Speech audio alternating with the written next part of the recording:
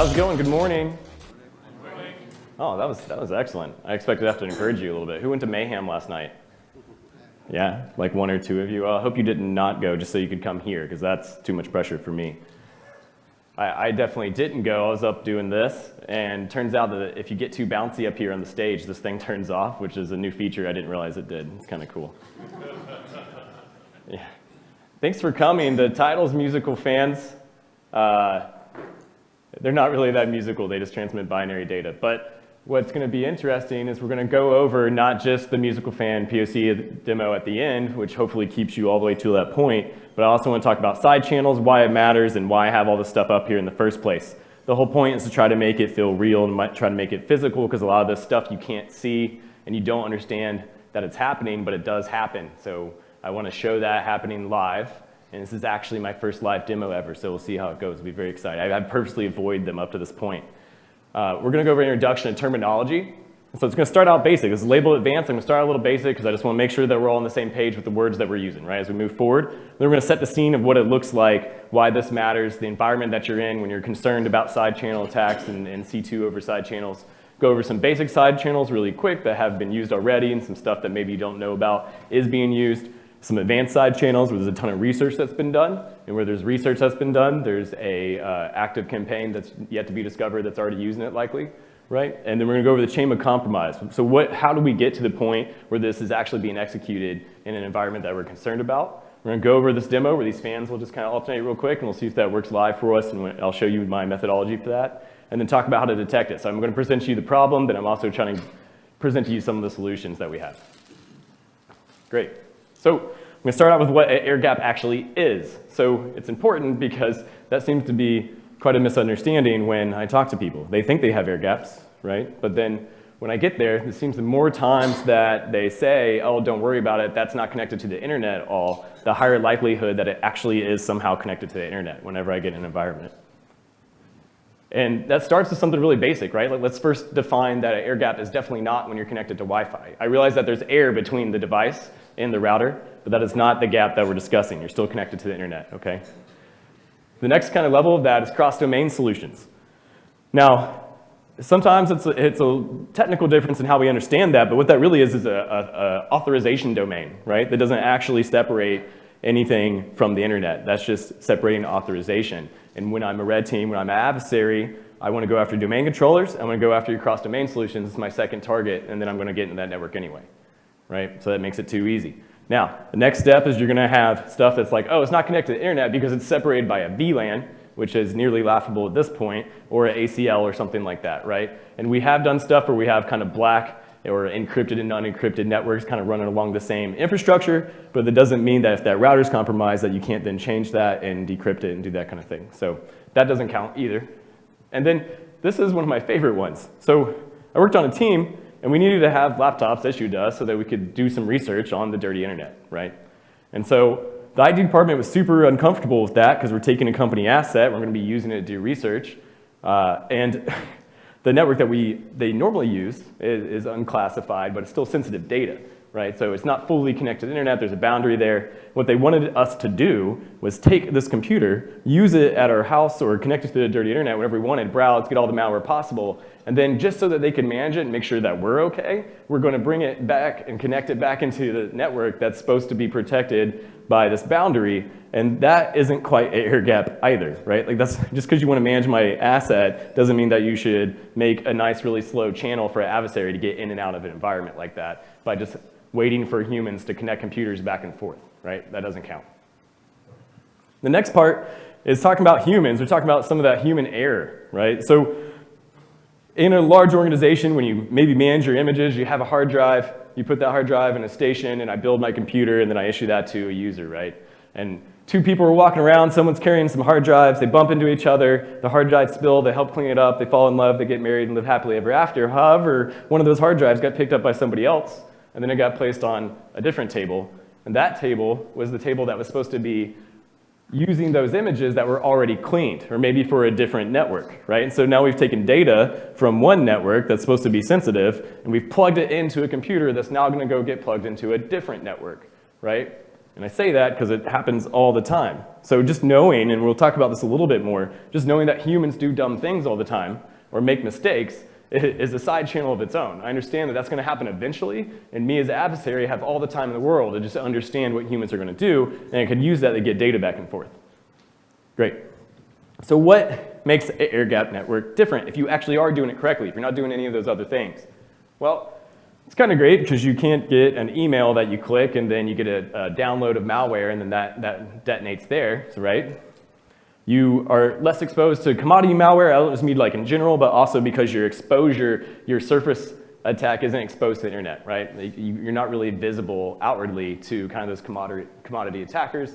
And you're not really worried about users browsing to different cat videos and clicking things that they shouldn't, and as well as downloading things and launching executables, which happens sometimes. So that's great. So you are protected from those things if you're actually truly air-gapped on your systems. However, they're still computers, and they use software, and software has to get updated, and you definitely don't make all of the updates for all of your software. And where do you think that gets downloaded from? The internet, right? And so there's kind of still a bit of a connection there. And it still has users, and they're, everyone wants to talk about how we build our users up, but the truth is, as long as there's people using things, we can use that human psychology to understand how to get around different protections. The other thing that we talk about, I'm going to move this, is they share spaces. Those dirty internet devices still have to be used. I still need to have Google to be able to do my job. And the sensitive network systems are still going to be in that same room. So if I need to work on a sensitive network system that can't access the internet, I still need to be able to have something that can access the internet. So they're very likely in the same space, the same working area. Great. And because you're air-gapping things for a reason, it does create an overhead on your enterprise. It's likely because you've realized that it's worth it. And it's worth it because the data and the work that's being done on those systems is really important to you and really valuable. And it's also really valuable to adversaries, right? So now the adversaries that know that you have that data in that box, like the bigger the lock in the box, like the larger the prize behind the lock, right? So because I know that, I'm now more motivated to try to get to that data. And even better, it's probably not updated, right? Updates are just really slow in that environment because you can't update from the internet. You have to wait for something to get moved over and then updated. So, talking about terminology, let's talk about out-of-band. Out-of-band stuff like fire signals and carrier pigeons and cans and stuff. And it's just something that's not the normal way that we communicate. So computers normally communicate over network. Out-of-band is any other way that things can communicate. And then side channels, or a side channel attack, is something that's exploiting the way that the system works, right? There's an inherent things that happen because of science and the way that computers work that mean that there's nothing you can do about the results, right? So this up here is representing if I want to know if my malware somehow made its way onto your system, then I'm going to execute this random number with a seed of a smaller number like 100, right?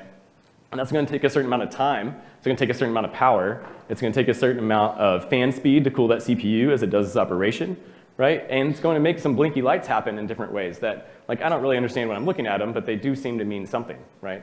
And so when they blink faster or slower, more operations are happening on the hard drive, and that's something that I can just wait and see when it happens, right? And that's my baseline. And then I can feed it a higher number, right? So the operation is more difficult for the device. And there's nothing you can do about the fact that that fan has to speed up, that's going to take longer to compute, and that's going to take more power, right? So that's an inherent result of the way that the system works. That's our side channels. And we're going to talk about a whole bunch of those, and then we're going to perform one live. So let's set the scene. So this may not be the most realistic network, but this is some small network, and you have an engineering company. In this engineering department, we're inside this room that's safe. Maybe it's a Faraday cage. It's a controlled perimeter. Not just anyone can get in there. And then we have our cat video device, which is in purple, right? And our cat video in Google. And then we have our blue device, which is going to be the one where we do all of our engineering work, right? And that has our CAD drawings. Maybe we're creating some sort of AI algorithm for some killer robots or something, or whatever it is. We're about to go to market with that stuff, right? And they exist in the same space like we talked about, and because they exist in the same space, they share things. And occasionally they share things like removable drives or media, depending on what your policies are for that. But they also, by nature of the way the systems work, share electromagnetic fields, lights, and sounds, right? And they're still connected in some way. So just because they're air-gapped, you still have to get that software on there somehow. Removable storage happens. It's another human issue. Like no matter what, somebody's going to plug something into the wrong place. What's interesting about those rooms is there's network jacks on the wall, and they may be labeled, right? But it wouldn't be beyond anyone to just take that Ethernet cable and plug it into the wrong one for a little bit. That happens, right? And hopefully you have network access control and you can lock that down, but that's still something that can occur, right? That's the kind of thinking that I think about when I'm concerned with how to get into an area that's highly controlled, is these things still happen. Now, basic side channels are going to be kind of these more out-of-band type things. So now we're talking about USBs, right? And USBs, it's great. We were all super safe from USBs because we made a policy that says we can't access them. They actually did some pretty good work in different organizations after we had some events and said, hey, we're going to not even allow like a HID that says it's a USB, right? And we know there's ways to get around that, but okay, like for the most part, the average user is going to plug something in and it's just not even going to register to the device. So that's good. We don't have that auto thing. Right, and so what do? Now we're super safe, right? Because we stopped using USBs and we started just using CDs and stuff and older technology. So that's better, right? It's definitely not better. So we're still just taking information from one place and moving it to another. And just because it's not a USB doesn't mean that malicious files and malicious code can't get from one place to another. So we're using CDs and DVDs, but it doesn't actually make it any different than just using a USB, other than that someone up here said that USBs are bad and we made that policy and it's great, but we're not really that much safer. And something that's interesting before we move on to the more advanced stuff is every single component on that motherboard that can store data is a place that you can store malicious logic. And even worse, and this is kind of an interesting piece, is all those things on the motherboard have something called direct memory access. Direct memory access allows any of those components that are installed to directly access, write, and read to the memory while the device is on. So if you have physical access to the device, or if you can flash that RAM, or if you've done hardware compromise on like a PCI device that's being plugged in, you've already compromised the system. Great. So advanced side channel attacks, what does that look like? Well, first, before we get into some of this, because it can be a little more sciencey, I want to talk about what I am, and then we're going to talk about what I'm not, just like what an air gap is and what an air gap isn't, right? I am a pleural site authentic researcher. I do work for Air National Guard. I am a red team lead for a national exercise, and I do some consultant work on the side, right? What I'm not is an exploit developer. I'm definitely not a one-man APT. I didn't have a ton of time to spend on this kind of stuff. I'm not a highly fun research lab. I'm not a machine scientist. I don't use AI. I occasionally use machine learning, even though I know deep down it's just statistics.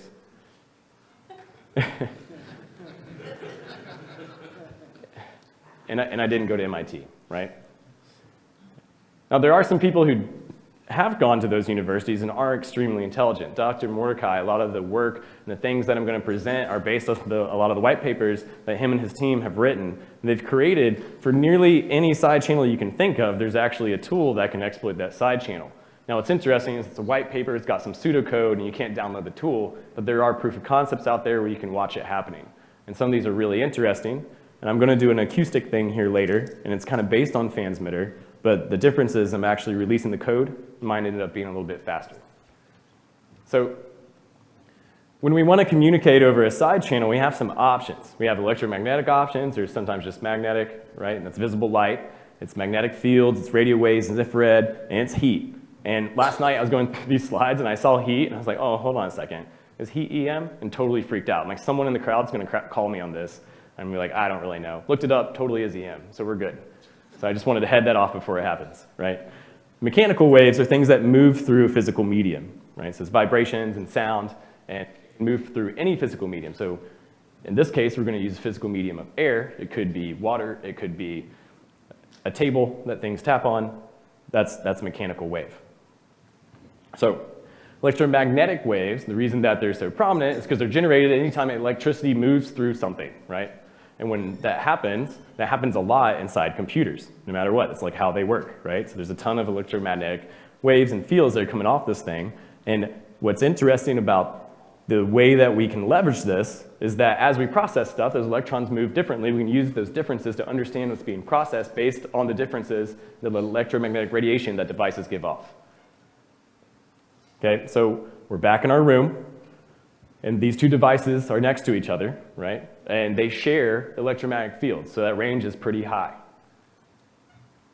And one of the things you can do, and not so much with some of the newer monitors, I'm sure that technology exists, but this is really well documented. It's called Van Eck radiation, or Van Eck freaking is when you actually pull that radiation or those electromagnetic radiation out of the air, right? Run it through an oscilloscope, do some fast Fourier transforms on it, and you turn that thing back into the picture of the screen that's running in the other room. Right? And this has been done for quite some time. This is old stuff. There's lights on every device, and there's actually talk on this tomorrow, so I'm not going to go super deep into this, but those blinky lights, when I said they mean something, apparently they actually do, and you can monitor those blinky lights using a camera from a window. So if there's a window inside that room that we were looking at, you can look through the window, look at those blinky lights, and you can understand what kind of stuff's being processed. Right, there's power, and that's what that looks like when you look at the different frequencies running over power lines. You can isolate the devices that are processing and look at how the CPU is processing things. So that's the largest pool of voltage on the lines. And then that ends up being pretty clearly binary data. And we can turn that back into information. And we definitely have people that are supposed to do something about this. Tempest is a regulatory compliance posted by the NSA. And it actually started back in World War II. We had Bell Labs had created this device when we were doing some super sweet unbreakable encryption called XOR. And what they realized is that from their office next to where this was being done, they could pull the plain text data out of the air, right? And that was kind of the beginning. So what they did is like, oh, well, we need to expand this perimeter because the technology at the time couldn't capture it within, 30 yards or something like that. And so they continued to expand it, and then that wasn't really functional anymore. So we had to do things like creating Faraday cages and shielded wires, and then try to mitigate the data being transferred over the power cables. We have to filter that power. So that stuff's kind of very useful, and it has been productive, and Tempest does help. But Dr. Mordecai made this magnetic field tool called Houdini, and what it'll do is it actually alternates the load on CPU cores, right? And now we're not in EM anymore, we're just in magnetic radiation. That magnetic radiation, as you alternate the CPU cores, will radiate from any device that has a CPU at least 30 feet through a Faraday cage, and you can receive it using the magnetic sensor in your phone. So we had that working. There's YouTubes of it. It's kind of awesome. This is what that looks like when you're looking at that data. If you had something bigger, if you're carrying some actual larger equipment, the distance is longer, and you can get up to 30 bits per second. So that's how we exchange EM inside this room, this secured area, between these devices. But we also need to be worried about sounds and vibrations. That's also stuff that they share. When we're talking about vibrations, the accelerometer inside your phone is sensitive enough that if you set it next to a keyboard and you type, you can reverse those vibrations coming through the accelerometer back into what you were originally typing. Right, so this is all stuff I'm presenting that other people have done, condensing it here just to make you aware of what's possible. But sound is also mechanical wave, right? And when we're transmitting data over sound, there's all kinds of speakers you can use. And sound that we can hear is great, but there's also sound that we can't hear. So there's tools that you can use to transmit ultrasonic frequencies between anything that's a microphone and speakers. So that's useful unless you pull the speakers from the device, the sensitive air gap system, then that's not as useful anymore, but still something interesting to know. Now, what I didn't realize until I started doing some research on this a few years ago is that your hard drives are actually very sensitive to these mechanical waves as well. And there's a tool that was made by Ortega Alfredo, and it was actually published in 2014. And it takes some doing. You can go on GitHub and grab it and pull it down, and you have to modify some of the C++ libraries. But what this does is it interprets the vibrations that cause an interrupt on the hard drive. So as hard drive spins, it's a whole bunch of platters spinning at like 10,000 RPMs or whatever it is. And if those platters have too much vibration, they're going to hit the housing, they're going to hit each other, and they're going to explode or cause damage, right? So to stop that from happening, when they feel vibrations, there's actually an interrupt that stops the drive of that spin. And this maps that interrupt. And then you can map that to the I/O latency from reading files that's caused based on that interrupt and turn that back into the sound. And so this is actually some pretty heavy bass beat EDM or something that's just beating in the background. So you can get the tempo from that. So the idea is that with sensitive enough reading on that and some high compute powers, you can turn these things back into microphones. What's even a little bit more scary is mechanical resonance or wave resonance. And what this does is structures have a resonant frequency at which they're going to absorb these mechanical waves, they're going to absorb that energy. And that's scary because the Kscope project is what that project was called. The Kscope project has a capability to emit different frequencies until that hard drive's being interrupted at full time, right? So it's just it's absorbing all the energy, and that interrupt's just going 100%. So the operating system isn't recognizing that it even has a hard drive. And after that goes on for a minute, the operating system will drop the hard drive from the system. You can't get it back until you reboot. So you can find what that resonant frequency is for any hard drive in a data center. You can throw a sound grenade in that data center, and it takes the whole thing down. Right? And there's also kind of a cool YouTube. You can actually just like yell at your server at the right tone, and the hard drive stops working, and it errors out. So if you just get mad, you can yell at it, and it totally breaks it.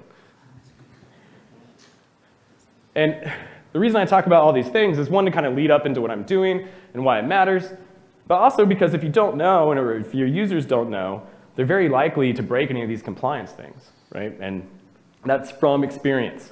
Especially at higher levels, they don't understand why they can't have their cell phone everywhere with them, or why it matters. And these things are real, and that's what we're going to kind of represent with some of this, hopefully. These things are real, and when the users understand that it's real, they're much more likely to be compliant with it. So I keep saying it's real, but how does it become real? Well, let's just go through a hypothetical scenario. You have a system or a network of systems that needs to be patched. And you like to use VLC to view some very specific video codecs that you look at on that system. So VLC, their patch has been compromised by a persistent threat, and that's definitely happened in the past, not VLC, but at least CCleaner is a really good example, and that's how NotPetya got in through the accountant software. They modified the update was pulled down from a legitimate source as signed code, and then when that update was applied to the system, that's when the malware spread, right? So this is something that can happen. We know you use VLC, so I'm going to embed my malicious code inside that patch, and then just wait.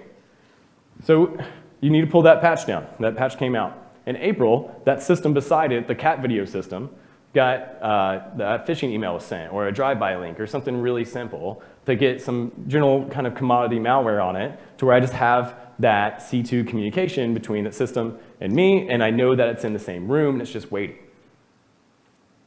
Now in May, you go ahead and apply that patch. And so now the malware on the two devices is in the same room. It was pretty much that easy, right? And if you think that you can't code malware to be autonomous, right? Because there's now no two-way communication between the malware on the isolated system and me.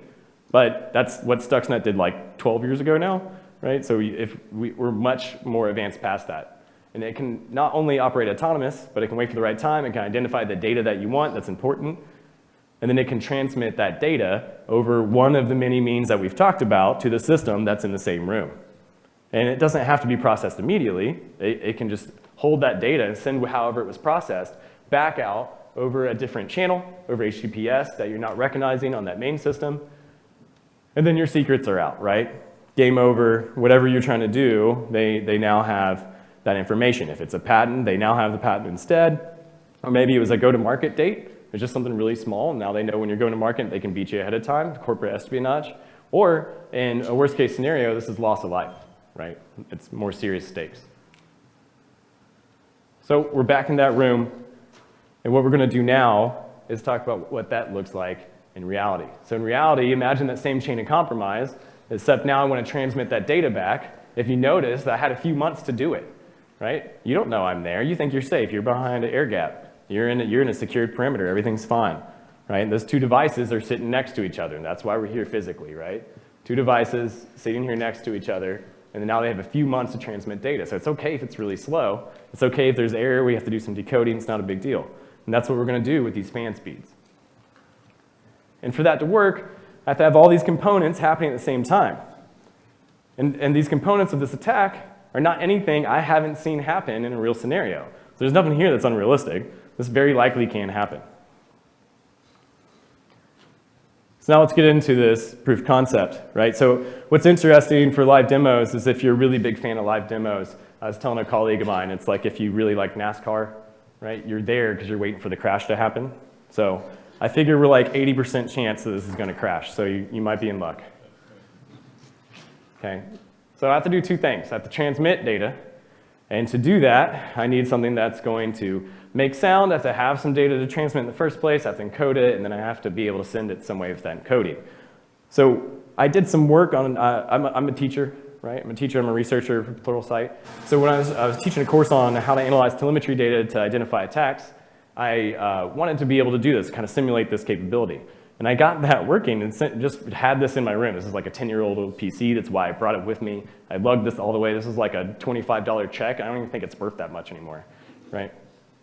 But what it does have is a GTX 460 NVIDIA card. And this isn't like an exploit release. It's just a way I'm using a system that is the way that's supposed to work. But what's interesting is I can modify, as long as you have the drivers for NVIDIA on your device, you can modify that fan speed without root privilege, right? So now the malware doesn't even have to have root access. You can just modify that fan speed. So I'm not even worrying about the CPU fan speed, I'm worried about my GPU. And if you've ever worked in an office environment or any of these environments, you definitely want to have more than one screen, right? So you very likely have like an NVIDIA Quattro inside your box. That's kind of how it works. And then we need to receive the data, and that's actually like way more difficult what I spent most of the time on. So it's really easy to get the fan just kind of go up and down to whatever the binary was. What wasn't so easy is dealing with mechanical wave that's not like very accurate in the way that it transmits data. It's squishy, right? Like the fan like takes a little while to go up, takes a little while to go down. And so you have to turn that back into from not just from sound waves to binary, and then binary into ASCII in this case. So let's go back, because we're not there yet. We're not at worst case scenario. Okay, so I'm going to switch over to my box, and we're going to give this a shot. You guys ready? Can I get some support? There we go. All right. Okay, what we have here, and oh, by the way, all this is going to be, some of it's already posted up on a GitHub that's going to be at the end, but all of it will be posted by next week. I just need to go have some drinks tonight and get home, then I'll post it, right? So what this is the way that we're going to transmit this data is really, really simple, right? So my malware had to probably be pretty complicated to do all this stuff autonomously. The actual part of transmitting the data, not so complicated. All I really needed was some message to send. In this case, we're going to send POC. You can send longer messages, but it takes a really long time. I don't want to make you listen to fans go up and down for like 5 minutes, right? It's going to be really boring. So instead, this is going to take about 48 seconds. And we're going to transmit that. All we do is we go through this is essentially turn that message into binary. And we take that binary, and every time there's a 1, the fan goes to 99. Every time there's a 0, it goes to 40. The real main piece here is this is the driver command to NVIDIA settings. This is really just running like a batch command or a script command that I would type into the console in the first place, right? But I'm just doing it with Python. And that's all I'm doing. I'm changing the setting here for the fan speed. So it's easy peasy stuff. This display piece, and the reason it says SSH for the one that I'm running is because there's actually no monitor here, so you have to make it understand that it's not using a monitor when it does do that GPU control. Great. And then we return that back to normal, and we move on and hopefully get a good message complete. So what I'm going to do, just for a little confidence boost first, is show you one that already worked, right? And then we'll go into one that might not work live. So this is one that already worked. This is back in my quote-unquote lab at home. There's a bunch of Iron Man and Rick and Morty stuff, and then like this box sitting, and much more messy than this, actually, if you can imagine it. And what we do is we read a file. So I just want to transmit the words hello. And when I talk, I'm using SciPy here. I'm using Matplotlib. We're good to go with that. And NumPy, right? When I go through here, I'm going to import this WAV file. So I use Audacity. It's really simple. I'm using a Kinect Xbox 360 Gen 1 microphone for this. It can be, in that situation, you can imagine just I had used my phone for it as well previously to this. This just makes it a lot easier. And you can imagine that laptops are sitting next to each other, right? Or a laptop sitting in the vicinity of a desktop that has this GPU in it. And so when we run through that, I import that, and we're worried about sample rates, and you can go through this code later for all the comments. But first thing we get is this is what that sound looks like, right? We can already see that the binary is happening, right? It's pretty simple, but we also see some of these slopes, and how do we get this kind of programmatically turned back in to something that we want? Well, we want to first make it all positive. That just makes the data a little bit easier to work with. We're not worried about negatives here. And then there was some research that I want to do. I really wanted to understand like what these different amplitudes were. So when we're talking about amplitude modulation versus frequency modulation, this one's definitely amplitude modulation. I'm going to go over an example of what using frequency modulation would look like at the end of this.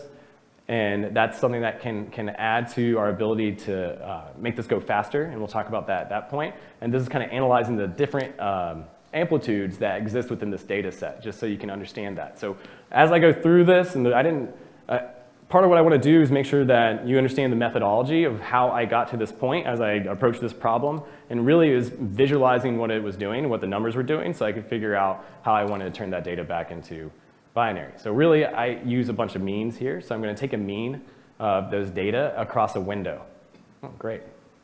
So each window is according to the amount of seconds that we're using to transmit. So fansmitter, the thing that Dr. Mordecai did, they achieved 15 bits per minute. Right? Super slow, but at 2 seconds, we're at 30 bits per minute. So I at least was able to double that, which is kind of exciting. So with this, there's some stuff that if it doesn't work on the other one, we can modify. We can modify what that window looks like, which is required because of the way that it takes time for the fan to spin up and down. And we can use that window to round into. As we look through each window, we're going to set that mean for the window so that we get some more clean looking data. And when we do that, the data now looks like this. So we took it from those messy waves, and this is starting to look a little better, right? And when we take a mean across here, we can decide if you're above the mean, you're a 0. If you're below the mean, you're a 1. And when we apply that, that looks like some pretty nice clean binary, right? And when we go through this, it takes us back into binary, and then we convert the binary. One thing that was interesting is you don't know how much time you have before, and you don't know how much time you have after, so you kind of have to set those bytes to 8, because we know that each ASCII character is going to be 8. We need to clean up those zeros beforehand, and then just add 1 on top of it. So each ASCII character starts at the 0, 1, so we don't have to worry about that. We know there needs to be a 0, 1, and that's our indicator for this starting. So one thing that was interesting about the proof of concept that was done before this is they had some preamble to verify, hey, I'm now starting transmitting. The preamble here is if you're just using ASCII, something like a RSA key that you're transmitting, something like that, that all you have to do is wait for a 0, 1 to happen. And once that 0, 1 happens, you now know that it's time to add a 0 to the front, and that's the rest of your string. We take everything after that, and it turns it back into hello. So pretty simple, but took quite some time to do. I'm not much of a programmer often, and I'm not much of a machine scientist, okay? So we're now going to try to do that live, and so you can hear what it sounds like.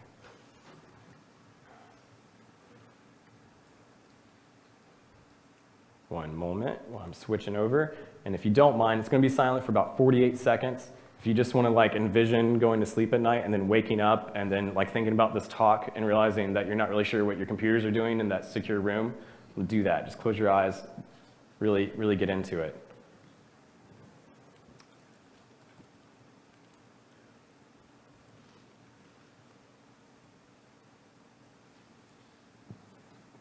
Okay, so I'm going to start recording.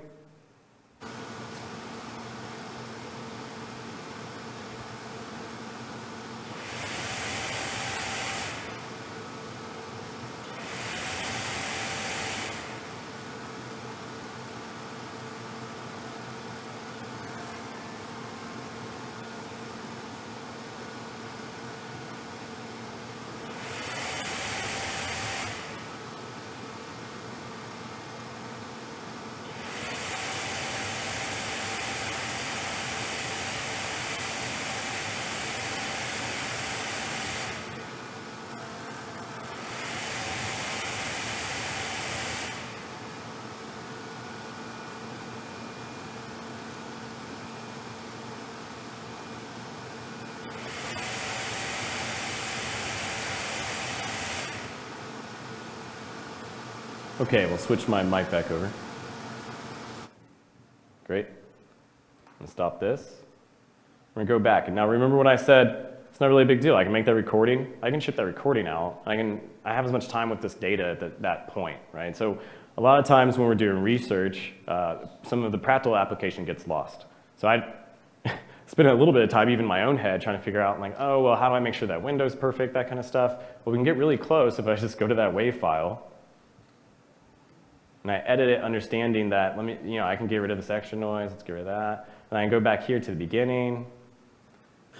And I can say, oh, well, I know that this is a 1. Let me go ahead and start 2 seconds back, right? Because that's my window. Now my window is going to be as lined up as I can get it. And you don't have to. It worked different ways. It just helps it line up and gives me a higher probability of my live demo actually working. So that's what I'm going to do. All right, so there we go. Now we take this and we export that into a WAV file. Good, and here's the old one. So the old one did work. Now it's going to be gone forever, okay? I'm not going back. I'm not giving myself any chances. Good, yep, let's replace it. Okay. Now let's go into here, and this demo is going to use that file. We all see that? That's good. So we're going to run through it, and we're going to see what happens. Wish me luck.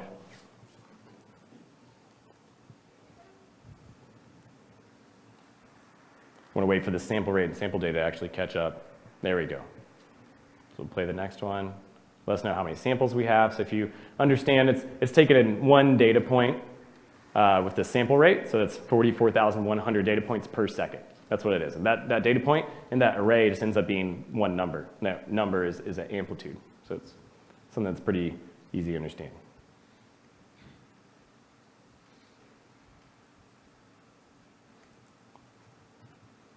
There we go. That's what our new one looks like.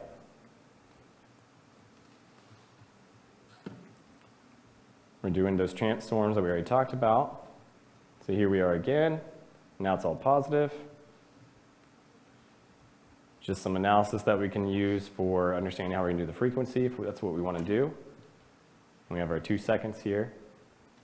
This is really when you start seeing if it's going to work out or not, right?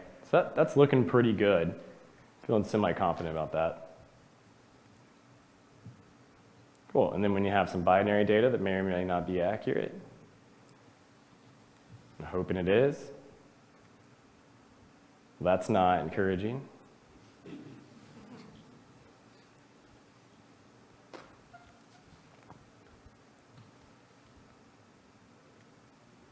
Yeah, I'm feeling like this is going to fail. It's pretty exciting.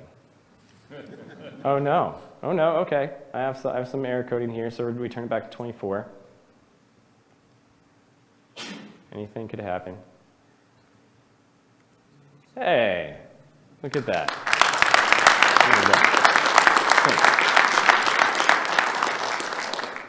Cool, so that's how that works, and I totally knew that was going to work. I wasn't worried at all. So let's look at frequency real quick, and we'll hop back in. How are we doing on time? Just so I can get a check. 12 minutes? Great. OK. So if we want to look at frequency, we do something called a fast Fourier transform. It's going to look at the strength of different frequencies across time. And we're going to use, this is that one that we just did. So this is your very own spectrogram that we're going to create here. Let's wait for that to pop up. Great. So there's what we already knew we were going to get, and there's our spectrogram. And we can see that's a little, those are some pretty solid lines, right? So we're looking at these frequencies and see at these different hertz, we're getting ones. And nowhere else are we getting, those hertz don't exist with any sort of power where there shouldn't be any ones, right? And everything else is a zero. So this is very clean. What's interesting about this is I'm using the GPU fan, and maybe as we progress this, if I could do this talk again, I'll have some time. And I can take this and say, hey, if you're recognizing a 4,000 hertz fan speed, that's the GPU. But I'm going to split that data, and I'm also going to use the fan on the CPU and make that be at a different frequency.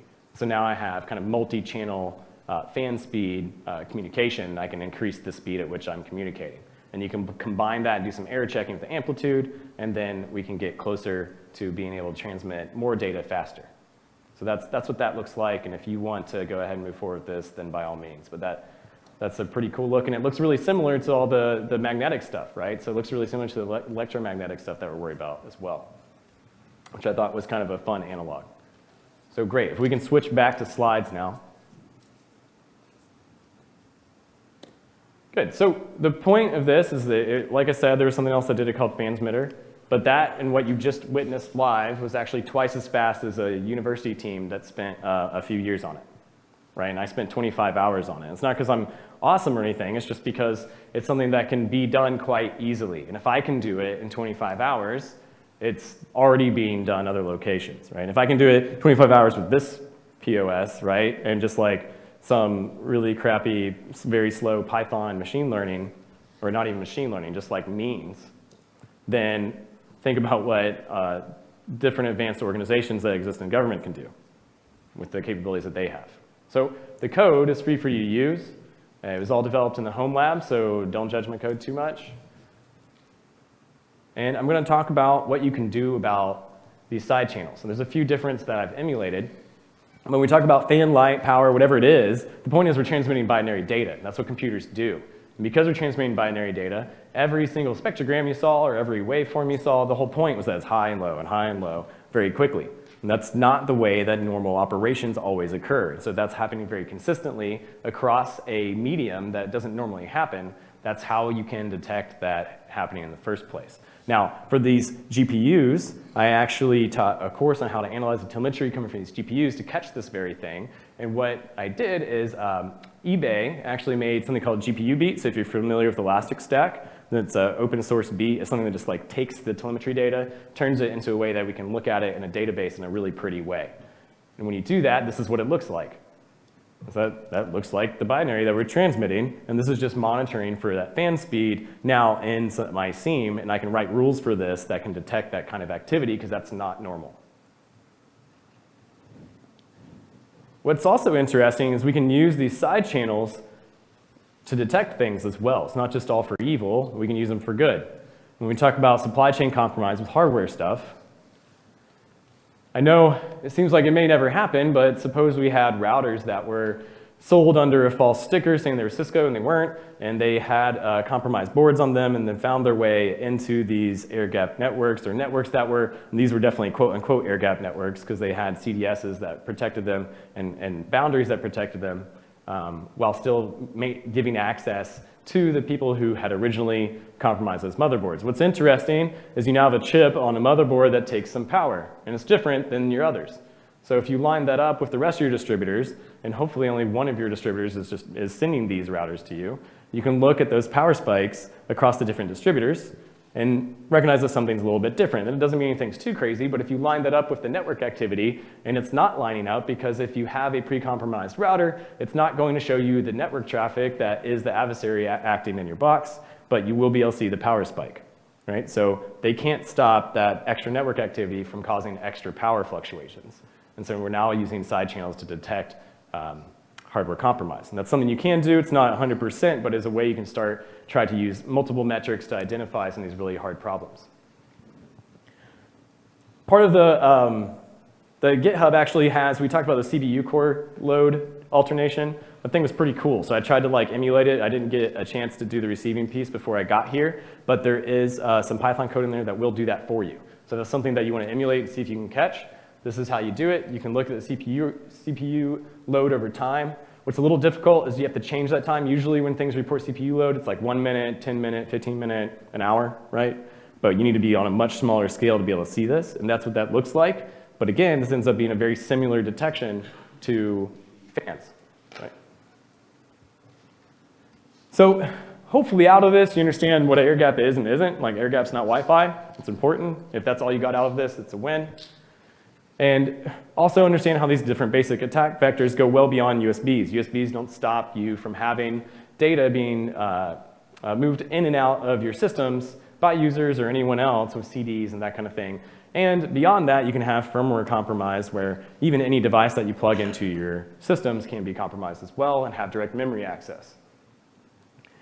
And because of this, because I was able to do this in the first place, it means that these advanced attacks are absolutely already in use and being used in these systems, being used to grab data that's important to advanced attackers. And I really hope that you can figure out how to monitor these deviations. There's detections that will be up. There's going to be queries up for you inside that GitHub as well that you can use in a few different seams to kind of detect this kind of stuff as long as you actually have that telemetry data being collected in the first place. So here's the RSA apply slide. And what we're going to do is take this back and use machine learning, right? Or statistics. We know it's statistics. And we're going to use those detections to look at our stuff over time and identify these different behaviors that are outside of the norm. And that quick fluctuation is absolutely outside of the norm. Now, there's some other things that you can take away from this. If you're worried about the hard drive thing that I talked to you about, then just use solid state drives. You don't have to worry about it at all. Hardware use is something that I've seen rampant in organizations where it shouldn't be rampant. And that causes a lot of different issues. So if you have an IT team that is supplying hardware for multiple networks, some that are of different classifications or different sensitivity, then you need to make sure that they're built and maintained in completely separate rooms, and preferably different colors. It's really important. Otherwise, those problems will happen no matter what, and they always do, and we can depend on that to happen and use that and take advantage of that as adversaries. And then you can have all these policies that we hope that everyone adheres to, but you need to make sure that you actually monitor for violations of the policies, and that usually requires technology. So they have some sort of technology that's understanding whether or not these policies or the users are doing things that they shouldn't do, and then having consequences for that, whether positive or negative. I'm not getting into an HR discussion, but the point is that you know what's happening. And then for manufacturers, I mean, really, this is just kind of like a one-off use case, but in general, you shouldn't allow access to hardware resources and manipulation of hardware resources unless you have root, right? You're either root or admin, and that should be what gets you there. I shouldn't be able to do that as a user. Granted, it's an old device, but I'm pretty sure it still works with the new stuff. Even works for all the Tesla cards that Google has in their warehouse for all the machine learning.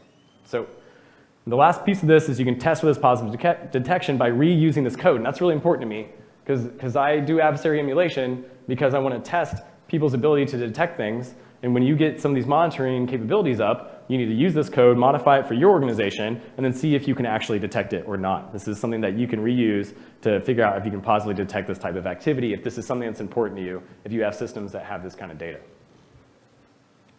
And now we're into questions. I got a few minutes for questions. 3 minutes.